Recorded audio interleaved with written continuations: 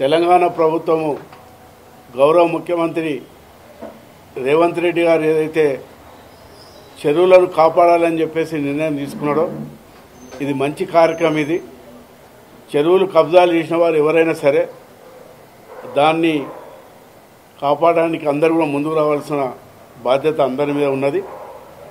అయితే నాది కూడా కోత్వాల్గూడలో 14 ఎకరాల 14 గుంటల భూమి ఉన్నది. సర్వే నెంబర్ 13 పట్టా ల్యాండ్. అది నా కుమారుని పేరు మీద రినీష్ రెడ్డి పేరు మీద ఉన్నది. అది 99లో ఖరీదు చేసినాం. దాన్ని 2005లో పర్మిషన్ తీసుకొని మరి కట్టడం కూడా జరిగింది. మేము రైతు కుటుంబంకి వచ్చినటువంటి వాళ్ళము. శంషాబాద్ షాబాదు మా సొంత గ్రామం. అది పోతూ పోతూ మరి అప్పట్లో పట్ట ల్యాండ్ తీసుకొని అక్కడ తోట కూడా పెట్టడం జరిగింది. మామిడి తోట ఉన్నది అక్కడ.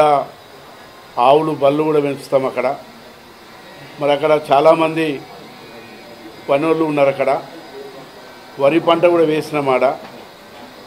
మరి అక్కడ ఏదైతే మా బిల్డింగ్ చూపిస్తున్నారో అదే అంగులు ఆర్భాటాలు లేకుండా చిన్నగా మేము కట్టుకోవడం కూడా జరిగింది. అది కానీ అప్పట్లో మరి నేను పొలిటికల్ ఉన్నా కాబట్టి మరి ఎప్పటికైనా ఇది తప్పులు చేయదనే ఉద్దేశంతో ఆనాటి ఇరిగేషన్ ఇంజనీర్లను పిలిచి రూల్ ప్రకారంగా నేను అది బిల్డింగ్ కట్టడం కూడా జరిగింది. అయితే అక్కడ నీళ్ళు రావడం వల్ల కంపౌండ్ గాలి ఇటు కట్టి ఉంటే నిజంగా కూడా మేము దాన్ని కబ్జా చేసుకున్న వాళ్ళం అవుతాము.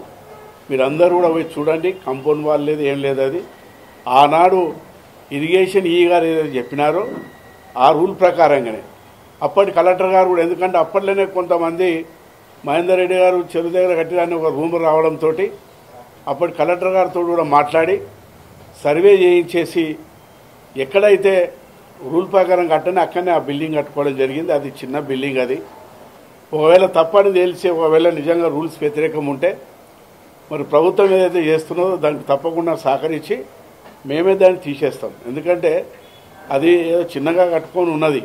మరి ఇది మేము ప్రెస్ వాళ్ళు రోజు మరి రకరకాలుగా రాస్తున్నారు.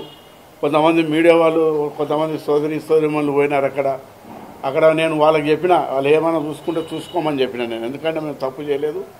మా వాచ్మెన్లకు, మా రైతు అక్కడ ఉన్న పనిచేసే వాళ్ళకు కూడా చెప్పినాం. ఎవరు వచ్చినా కూడా చూపించరు. మీరంతా కూడా టీవీలో చూసి ఒక ప్రెస్ సోదరి పోయి అంతా చూసిందాడ. కానీ వాళ్ళు ఇంకొకటి చూపించలేదు. మరి ఎక్కడైతే నీళ్ళు బిల్డింగే చూపిస్తారు. కానీ మేము అక్కడ తోట పెంచాం, మామిడి తోట, అది చూపిస్తలేదు. అక్కడ ఆవులు బళ్ళు ఉన్నాయి, అవి చూపించాలి. కొన్ని చిన్నగా మా రైతులంతా కూడా కూరగాయలు పంటలు వరి వేసుకున్నాం.